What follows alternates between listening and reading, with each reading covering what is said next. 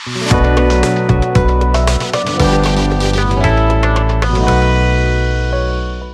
विद्यार्थियों, आज उपसर्ग की दूसरी कक्षा है। इससे पहले हम उपसर्ग के बारे में विस्तार से चर्चाएं कर चुके हैं। यदि आपने उसको नहीं देखा है तो दोबारा से पुनः एक बार देख लेना है, समझ लेना है। एक कड़ी दूसरी कड़ी से जुड़ी हुई है। आज हम उपसर्ग के दूसरे भाग में हम अध्ययन करने जा रहे हैं और इसमें सीधे ही उपसर्गों के बारे में हम अध्ययन करेंगे। महत्वपूर्ण उपसर्ग कौन कौन से हैं और किस प्रकार से मूल शब्दों के वो लग करके अपना अर्थ और भाव परिवर्तन करते हैं। उपसर्ग अब आपके सरल हो जाने चाहिए। अब आपको वो समस्या नहीं आनी चाहिए कि हम उपसर्गों को पहचान नहीं पा रहे हैं, और कोशिश आपकी ये भी रहे कि उपसर्गों की पहचान करना सीख जाइए। कौन कौन से महत्वपूर्ण उपसर्ग हैं। संख्या में भले ही बहुत ज्यादा उपसर्ग हो, लेकिन परीक्षा उपयोगी उपसर्गों की संख्या ज्यादा नहीं है। लगभग 20, 30 या 50 अधिकतम इतने ही उपसर्ग हैं जो बार बार परीक्षाओं में पूछे जाते हैं। हमें उन्हीं पर अपना ध्यान केंद्रित करके उनको समझना है और उनसे बनने वाले शब्दों को महत्वपूर्ण मान करके याद रखना है। और ऐसा ही देखिए, उपसर्गों में हिंदी के उपसर्ग देखते हैं आज हम। इससे पिछली क्लास में हमने संस्कृत के उपसर्ग देखे थे, आज हम हिंदी के देखते हैं। इस फेर में भी नहीं जाना है कि संस्कृत के कौन से होते हैं और हिंदी के कौन से होते हैं, हम कैसे पहचान कर पाएंगे, ये कोई समस्या नहीं है। आपको लगे कि ये तत्सम शब्द है तो आप उसे संस्कृत का कहें, आपको लगे तद्भव शब्द है तो उसे हिंदी का उपसर्ग कहें। और देखिए, पहला है ए उपसर्ग के योग से कौन कौन से शब्द बनते हैं।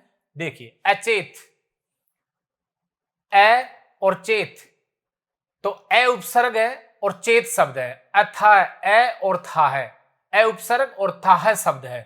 ए और जान, अलग अलग में देखिए ए उपसर्ग है और लग उसमें मूल शब्द है।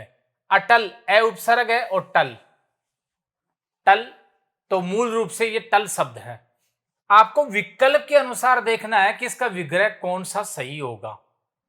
परीक्षा में क्या होगा कि आपको कहा जाएगा ए उपसर्ग के योग से बना शब्द कौन सा है।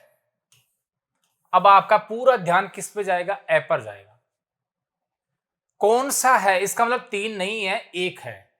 और कौन से नहीं है इसकी पहचान आपको अलग से करनी है। इसमें आप भ्रमित वाली स्थिति एक ही बार बनती है और वो बनती है रूढ़ शब्दों में। कई बार कुछ शब्द रूढ़ होते हैं और हमें लगता है कि उनमें भी ए है और प्रत्यय वाले में भी ए है, तो उसको आप अलग से पहचान रखनी है। ए को हटाने के बाद आपके पास सार्थक और मूल शब्द शेष रहता है या नहीं रहता। यदि नहीं रहता तो आप उसके कहें कि इसमें प्रत्यय या उपसर्ग आदि नहीं है। अन्न, और अन्न का अर्थ ही विपरीत होता है, अनमेल। बस कुछ नहीं, ये लीजिए धन का प्रयोग हो गया, अन्न और मेल। अनपढ़ तो अन्न और पढ़। अन्न कहने की आवश्यकता नहीं है कि अन्न उपसर्ग है, इसमें अन्न उपसर्ग है और अलग से दिख ही रहा है। अन्न और मोल ये सरल है बहुत ज्यादा। अन्न खाया तो खाया शब्द है, अन्न उपसर्ग है। अन्न होनी, अन्न गिनती, अनगिनत, तो ये लीजिए अन्न आ गया। इन सब में अन्न उपसर्ग लगा हुआ है। आपसे पूछा जाएगा कौन सा उपसर्ग लगा हुआ है, तो आप कहेंगे अन्न उपसर्ग का योग है इसमें। ऐसे ही आगे देखिए, अध, अध मरा, अध यानी आधा, अध मरा, अध जला, अध नंगा, अध खिला, अध पका। सरल है, हालांकि परीक्षा में ऐसी संभावनाएं कम है कि इतने सरल पूछे जाए। अगर पेपर का स्तर बहुत सरल बनाना हो तो ऐसे उदाहरण दे देंगे, और अगर कठिन और जटिल बनाना हो तो अलग प्रकार के आएंगे, वो आगे आएंगे। आगे देखिए, उन, ये महत्वपूर्ण है। कुछ के लिए ही मैं कह रहा हूं कि ये महत्वपूर्ण है, तो आप इसे महत्वपूर्ण माने। उन, और क्यों महत्वपूर्ण है ये भी देख लीजिए। पहले शब्द देख लेते हैं कौन कौन से शब्द बनते हैं उनसे। 19, 29, 49, 39, 59 और 79 शुद्ध शब्दों की पहचान भी यदि हमें करनी है तो आप इसी रूप में करें, इनके नाम से कर लें। अब देखिए कैसे हैं। 19 पहला शब्द लेते हैं और 19 ऐसे लिखते हैं, 19 आधा न भी आएगा। अब इसमें आपसे पूछा जाएगा कौन सा उपसर्ग लगा हुआ है, तो आप कहें उन लगा हुआ है, उन, उन उपसर्ग है। अब इसके बाद आपसे पूछेंगे कि इसमें मूल शब्द क्या है, तो आप 19 नहीं कह दें। आप कल्पना कीजिए 19 कितने होते हैं, तो हम जानते हैं 19 इतने होते हैं, अंकों में इस प्रकार से लिखते हैं 19, और 19 का मतलब होता है 20 में एक कम, तो उन, और यहां पर ये 19 है, इसकी जगह हो जाएगा 20। उन यानी कम होता है, तो देखिए 20 एक कम, तो 20 में एक कम कितना हो गया, 19। महत्वपूर्ण है। और ऐसे ही अगर पेपर का स्तर जटिल और कठिन बनाना है या स्तरीय परीक्षा है तो ऐसे पूछे जाएंगे। इसमें गलतियां कहां होती हैं, विकल्प इस प्रकार से होंगे, उन 20, उन 20, उन 19। ये आपके पास 4 विकल्प हैं। आपको 19 में प्रत्यय और मूल शब्द, उपसर्ग और मूल शब्द पहचानना है। ये तो आप पहचान गए कि उन होता है, उन, ठीक, लेकिन ये भी 2 जगह हैं। जब आपने ये पहचान लिया कि हलंत वाला नहीं आएगा, ये आएगा, तो ये भी 2 जगह हैं। अब आप क्या क्या करते हैं साधारणतः गलती, कि आप देखते हैं निस और निस इसमें लगा हुआ है, नहीं, इसमें विकार होगा और 20 आएगा। वही बात कि मूल शब्द सार्थक होना चाहिए और उसके अनुसार इसका अर्थ होना चाहिए। 19 को देख लीजिए, 19 क्या होते हैं, 20 से तात्पर्य है एक कम, तो इसलिए 20 आएगा, 19 नहीं होता, 19 कोई शब्द नहीं है, इसलिए 19 का हो जाएगा उन धन 20, और पहला ही उत्तर आपका हो जाएगा 19। एक बार समझा, एक बार इसे देखा या सुना तो फिर वो स्थायी याद भी हो जाता है, उन। और ऐसे 39, इनमें कुछ नहीं करना है, उन और 30, तो 29, 29 हो गया। 49, अब देखिए 49 शुद्ध तो ऐसे ही लिखते हैं 49। अब इसमें प्रत्यय पूछे तो आप कह देंगे उन है, उपसर्ग पूछे तो उन है, तो आपने कहा उन, उपसर्ग लगा हुआ है, लेकिन आगे शब्द क्या शेष रह गया, चास। चास तो कोई शब्द नहीं है और ना इसके अनुसार इसका अर्थ निकल रहा है। 49 का मतलब होता है 3 और 9, ऐसे 40 में एक कम, 49 ऐसे होता है। अब आपको इतना पता होना चाहिए कि 40 से एक कम है, तो उन तो लग गया, अब आगे आएगा 40, ये लीजिए 40। और यही बात पूछी जाती है परीक्षा में कि चलो प्रत्यय तो आप, उपसर्ग प्रत्यय जो भी था वो पहचान लिया, मूल शब्द का भी ज्ञान आपको होना चाहिए। तो ये हो जाएगा 39 इस प्रकार से, 39, 49, 59। अब देखिए 59, तो उन तो उपसर्ग हो गया, अब 60 की जगह क्या करेंगे, हम 60 करेंगे।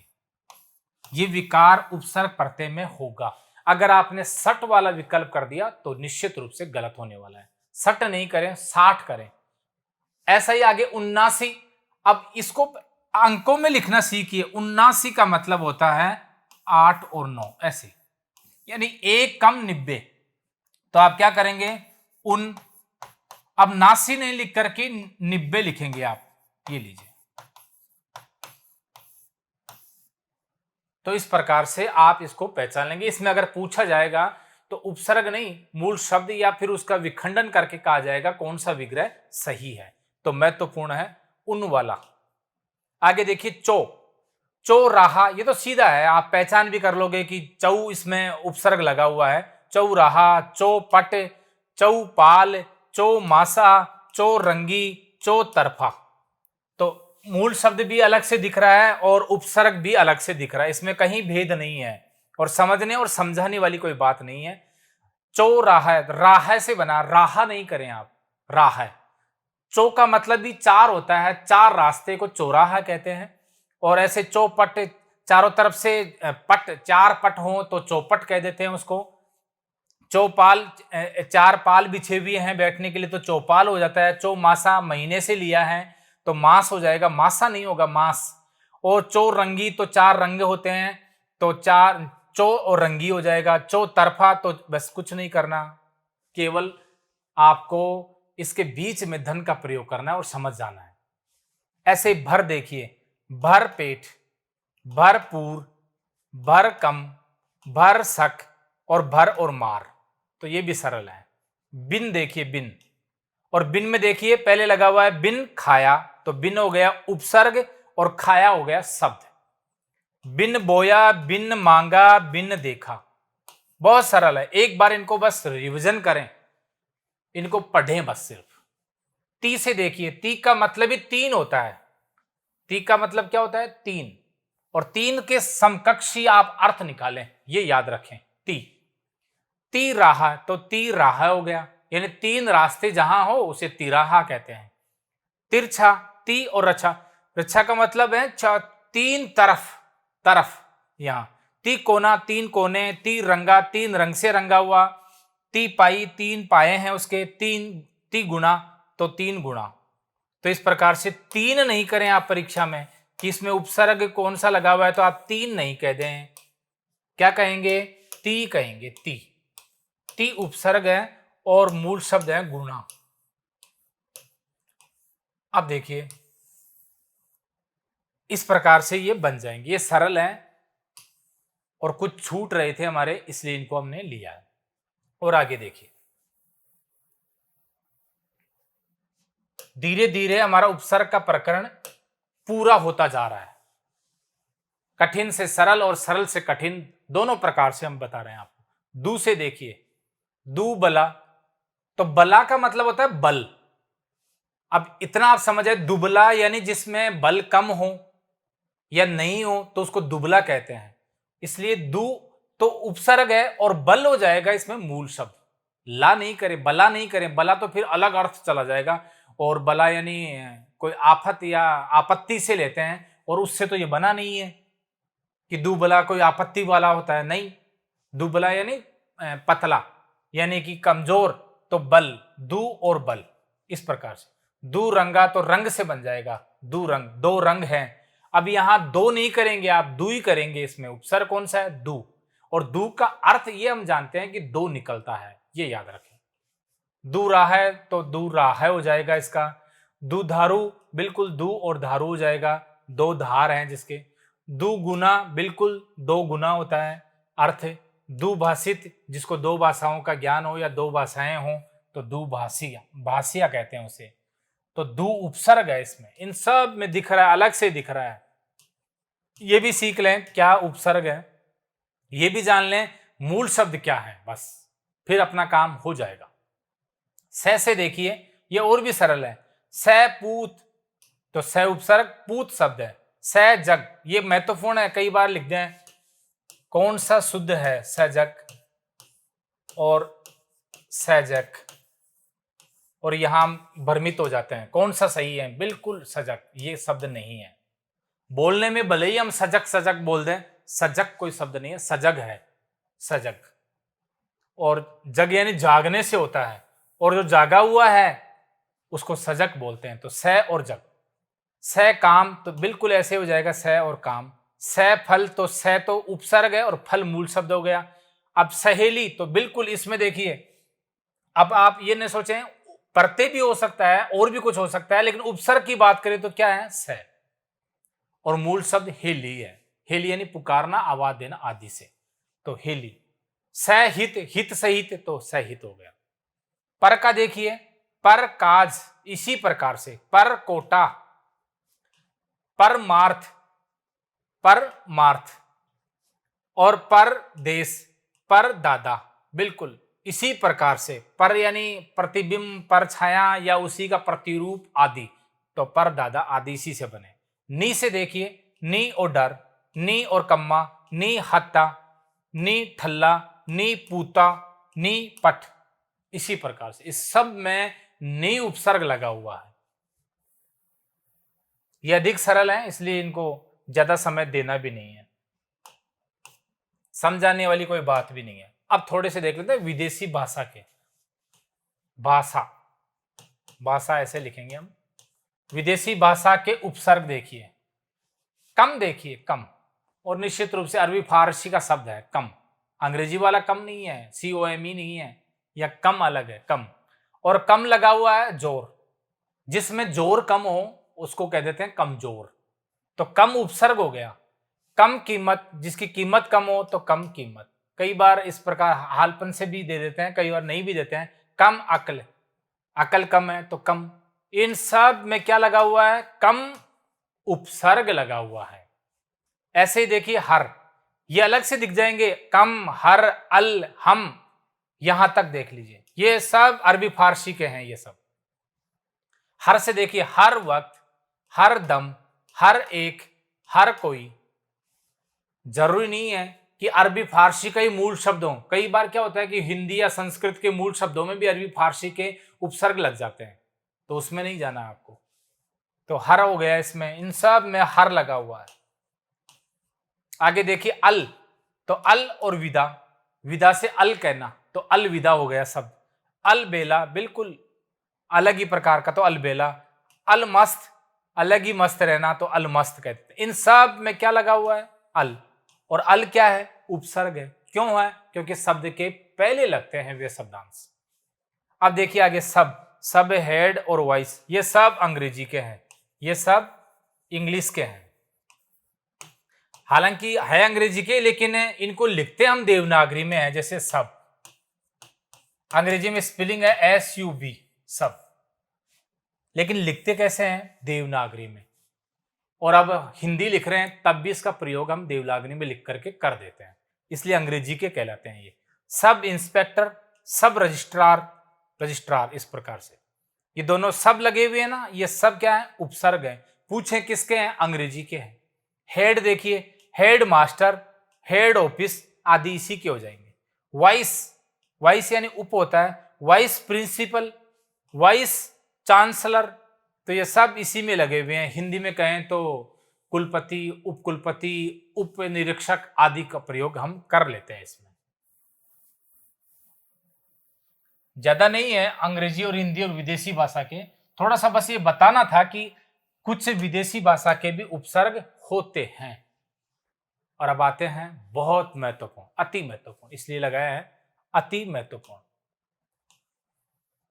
इनको विशेष आप देखेंगे, हमें लगा कि ये ज्यादा महत्वपूर्ण है और इनको समझ लिया तो कठिन शब्दों के उपसर्ग भी आप हल कर लेंगे।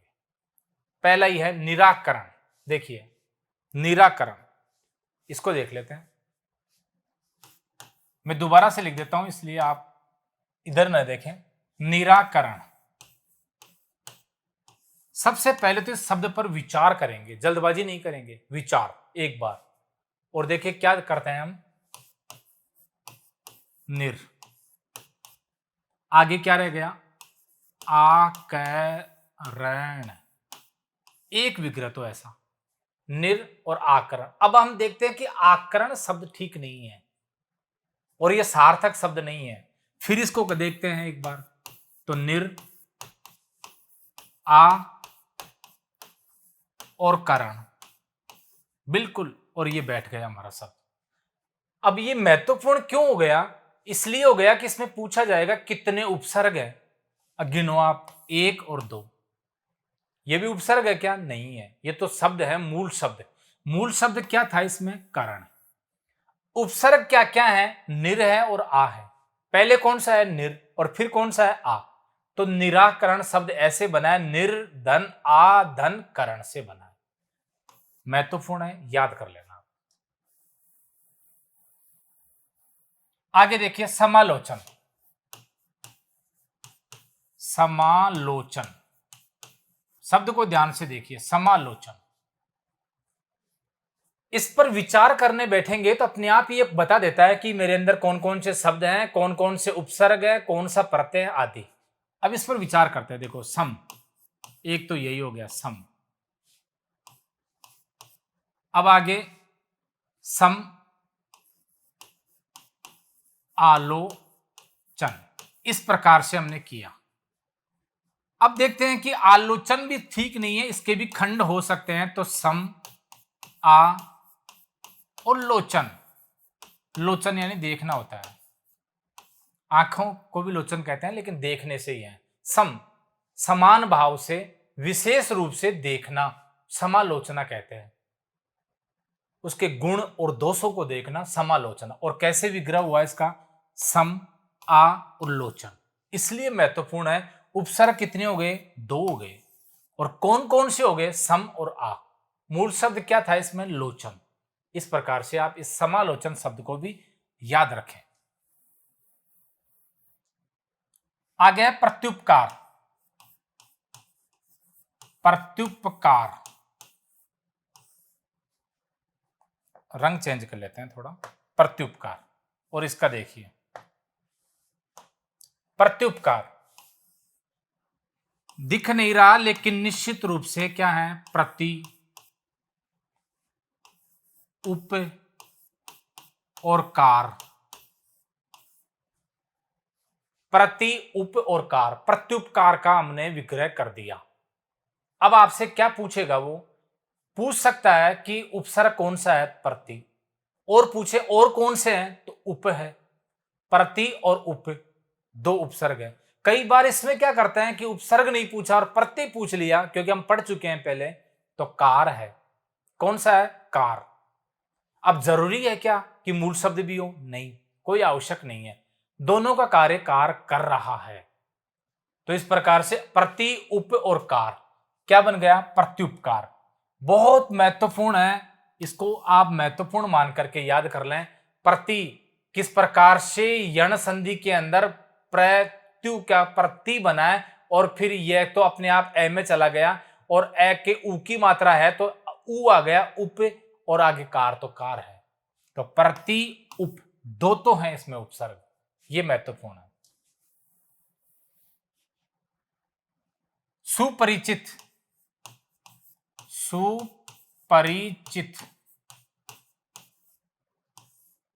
और देखिए कैसे इसका विग्रह करते हैं, शब्द को जानते हैं। एक तो आपको दिख ही रहा है, सु है, बिल्कुल सु उपसर्ग है, तो सु उपसर्ग है। आगे देखिए, आगे शब्द है परि, ये भी परि में उपसर्ग में आता है, जैसे पर्यावरण का करते हैं सु परि। और आगे क्या रह गया? चित।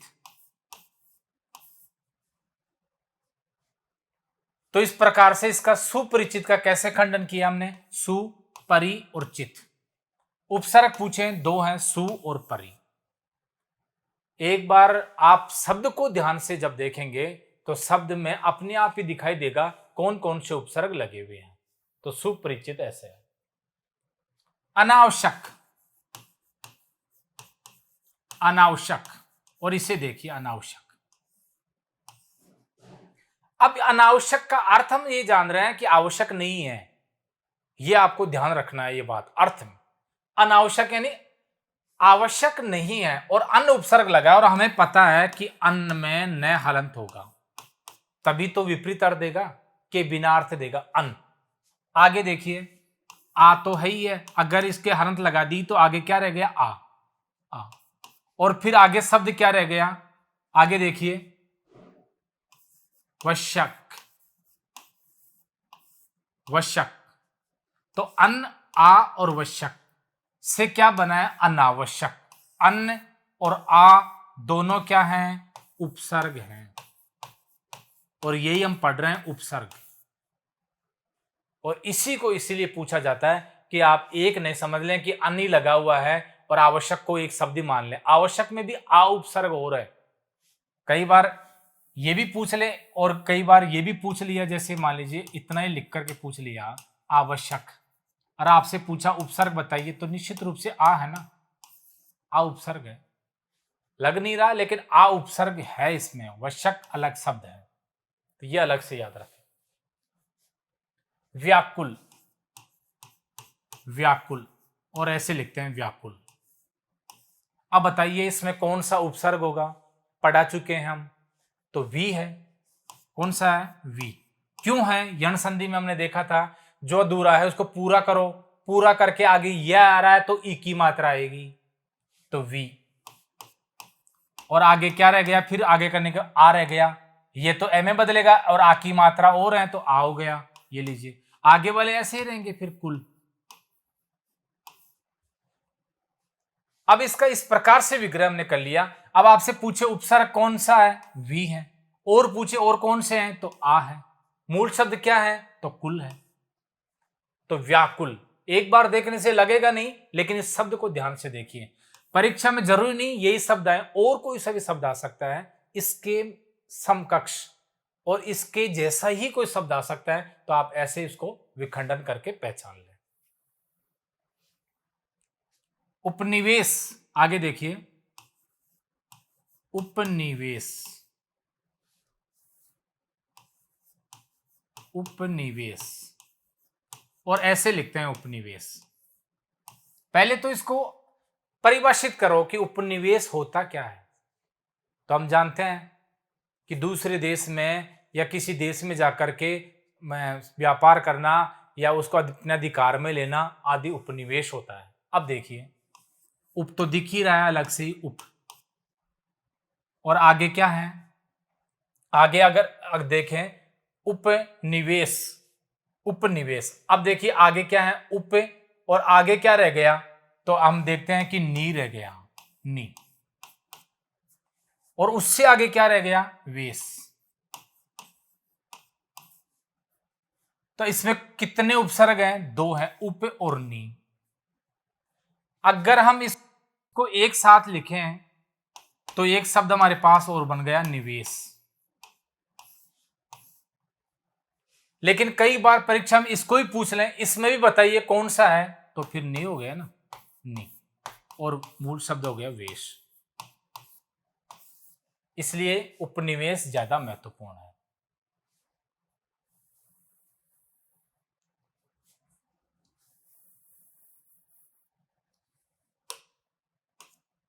ये लीजिए, अब है महत्वपूर्ण प्रश्नोत्तर कि परीक्षा में कैसे पूछे जाएंगे और हमें किस प्रकार से उत्तर देना है।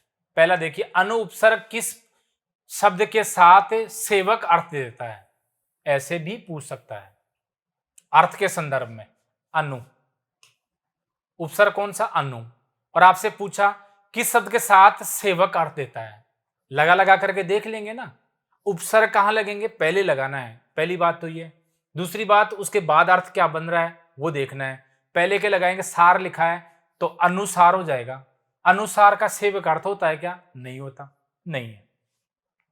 फिर अनुग्रह, अनुग्रह भी, अनुग्रह में भी सेवक का अर्थ नहीं आता, इसका पर्यायवाची नहीं है मतलब। अनुकरण, ये भी नहीं है, अनुकरण। अनुचर, बिल्कुल अनु और चर, अनु उपसर्ग लगा करके चर शब्द जोड़ा गया तो अनुचर बन गया। अनुचर का अर्थ होता है सेवक, जो पीछे पीछे चलता है उसको अनुचर कहते हैं, चर यानी चलना। तो अनुचर सेवक का अर्थ देगा, कौन चलेगा, गुरु के पीछे सेवक चलेगा, शिष्य चलेगा, और मालिक के पीछे सेवक चलेगा, तो अनुचर, ये उत्तर आ जाएगा डी। उपसर्ग रहित शब्द कौन सा है, रहित यानी उपसर्ग के बिना, बिना उपसर्ग लगा हुआ। संवाद, तो सम और वाद, सम है इसमें, तो विवाद, तो वी है इसमें, वी और वाद होता है, इसमें सम लगा हुआ है। अनुवाद, तो अनु है इसमें। मवाद, इसमें नहीं है, क्या क्या अलग करोगे, मैं तो उपसर्ग नहीं है, मऊ भी नहीं है, मवा भी नहीं है, इसलिए ये रूढ़ शब्द है मवाद, और यही उत्तर है। पूछा भी यही था, बिना उपसर्ग का कौन सा है, तो मवाद है, रूढ़ है, और इन सब में उपसर्ग लगा हुआ है, कर्मश है, सम, वी, अनु। तीसरा देखिए, निरुपसर्ग किस शब्द में नहीं जुड़ा है, किसमें निर नहीं है, आपको पृथक करके मूल शब्द की कल्पना करनी है, फिर पहचान लोगे। निरोग पहला, निर्भय, निराकार, निर्जल। अब अलग अलग करके देखते हैं, पहले इसको देख लेते हैं, निर्जल। तो हम इसको निर निकालेंगे इसमें से, दिया हुआ था ये तो प्रश्न में ही, और फिर क्या रह गया, जल, बिल्कुल सही है, होता है ऐसे, तो ये तो सही है, और नहीं पूछा ये तो बिल्कुल सही है। निराकार में देखो, निर और फिर आकार, ये भी हो रहा है। निर्भय में देख लीजिए, तो निर उपसर्ग अलग हटाओ और आगे करो भय, बिल्कुल ये भी सही है। आगे देखो निरोग, पहली बात तो इसमें रह है ही नहीं, तो आपको अलग से दिख जाएगा, रह भी आना चाहिए, रह नहीं है, और फिर भी अगर करें तो देखो क्या करेंगे, निर, इस प्रकार तो होता ही नहीं है इसका विग्रह। तो इस प्रकार से यही आपका उत्तर हो जाएगा। नी और रोग, ये संधि में पढ़ेंगे किस प्रकार से नी और रोग से बनी है। बस कुछ नहीं हुआ, इसे हुआ। तो ये हम आगे देखेंगे। परि उपसर्ग का प्रयोग हुआ है। परि किस में हुआ है? परियां, पर्यावरण, पारिजात, पराभव। पहला तो अपने आप में अलग हो गया। परि अगर उपसर्ग निकाल दो या ही बचा तो या तो है नहीं होगा। पर्यावरण बिल्कुल इसी में है। पर्यावरण हमने पढ़ा था ना, परिधन आधन वर्ण, यही देखा था ना पर्यावरण का। और महत्वपूर्ण है, परि उपसर्ग है, आदि है, वर्ण मूल शब्द है। तो पर्यावरण का इस प्रकार से होता है। यही उत्तर हो गया। पूछा था हुआ है प्रयोग, तो पर्यावरण में हुआ है। आगे में और देखो, इसमें तो पहले से ही पारी है, तो परी तो हो ही नहीं सकता। उपसर्ग अपने मूल रूप में रहेगा शब्द में। और इसमें देखो पर अगर कर दें तो परा री तो हो ही नहीं रहा, तो ये किसी प्रकार से नहीं होगा। आपका उत्तर आएगा बी।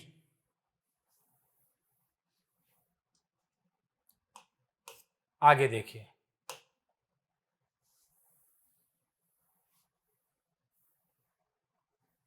नंबर 5, पुरस्कार शब्द में उपसर्ग है। महत्वपूर्ण है। कुछ शब्द जो छूट गए थे हमारे, उनको बताने में, उपसर्ग बताने में, तो उनको यहां हम प्रश्नोत्तरी में ले आए। देखिए, पुरस्कार, पहली बात तो पुरस्कार लिखते हैं शुद्ध ऐसे हैं, ये याद रखें। पुरस्कार शब्द में कौन सा उपसर्ग है? पूरी कभी नहीं हो सकता। पर अर्थ नहीं देता, इसके अनुसार फिर अर्थ नहीं निकलता। पुर भी नहीं, पुर से भी पुराना ऐसे अर्थ निकलता है, निवास से नहीं निकला। पुरुष बिल्कुल यही उत्तर है आपका। याद रखना, आपसे उपसर्ग पूछा गया है, आपसे संधि नहीं पूछी गई, आपसे और कुछ नहीं पूछा गया, तो उसमें उसी नियम का ध्यान रखें। क्या बनेगा शब्द? पुरुष और कार से क्या बन गया? पुरस्कार। तो उसमें उपसर्ग कौन सा है? पुरुष। इस प्रकार से पुरुष, बस यह याद रखना है। स्वजन शब्द में प्रयुक्त उपसर्ग कौन सा है? स्वजन, स्वजन अपने लोग, प्रिय लोग आदि को कहते हैं। सु, स, स्व, कोई नहीं। अब देखिए, एक बार तो हमें ऐसा लगेगा कि हम इसको सु को कर दें, लेकिन आप सोचिए, सु यानी अच्छे, और यहां स्वजन का अर्थ होता है अपने, तो अच्छे कैसे होंगे अपने? तो यह अर्थ सु से नहीं निकलेगा, यहां स से तो किसी प्रकार से निकलेगा, स्व से निकलेगा। यह स्व, स्व यानी स्वयं, स्वयं के जन, तो स्व से निकलेगा, ये तो आएगा ही नहीं, तो भ्रमित करने के लिए देते हैं ऐसे। तो ये इस प्रकार से सी उत्तर हो जाएगा। 7वां देखिए, जिस शब्द में एक से अधिक उपसर्ग का प्रयोग हुआ है वे बताइए। परीक्षा का स्तर ऐसा भी हो सकता है। अभी थोड़ी देर पहले 4-5 उदाहरणों से हमने यही बताने का प्रयास किया था कि उपसर्ग एक ही नहीं, एक से अधिक भी हो सकता है। और यही पूछा किस शब्द में है, तो आपको करना क्या है? इसकी चिकित्सा करनी है। बस इसमें देखना है कौन कौन से कैसे विखंडन हुआ है, और फिर आपको लगे ये उपसर्ग है तो उसका नाम उल्लेख कर दें। ऐसा देखिए, निस्संदेह, प्रत्युपकार, अधिपति, बाकायदा। अब एक एक शब्द को देखें। पहले देखें निस्संदेह, तो हमें पता है किस प्रकार से बना है, निस और संदेह से बना है। बताइए कितने उपसर्ग हैं? एक ही है, ये तो हो नहीं सकता। एक से अधिक पूछा है। प्रत्युपकार में देखते हैं, प्रति, उप और कार, कितने उपसर्ग हैं? 2, और यही उत्तर है प्रत्युपकार। क्या पूछा था? एक से अधिक उपसर्ग, तो एक से अधिक हो गए ना, 2 हो गए इसमें। अधिपति में अधि है केवल, बाकायदा में बाई है केवल, कायदा मूल शब्द है, तो ये भी नहीं है। तो इस प्रकार से भी आप परीक्षा में कर सकते हैं। 8वां देखिए, आ उपसर्ग का प्रयोग नहीं हुआ है। आ का प्रयोग नहीं हुआ।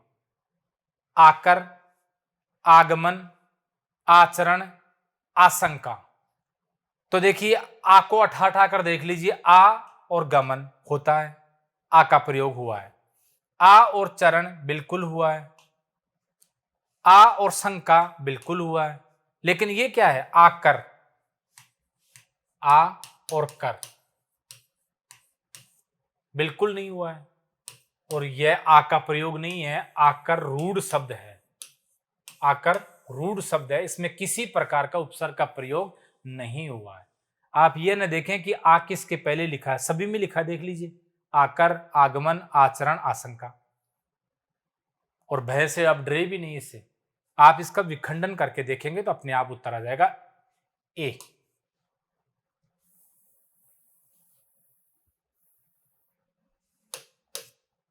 ये लीजिए, बस इतना ही, ज्यादा बड़ी कक्षा नहीं है, उपसर्ग का प्रकरण इतना ही है। जो महत्वपूर्ण उपसर्ग थे, जो विशेष शब्द थे, उनके बारे में हम विस्तार से बता चुके हैं।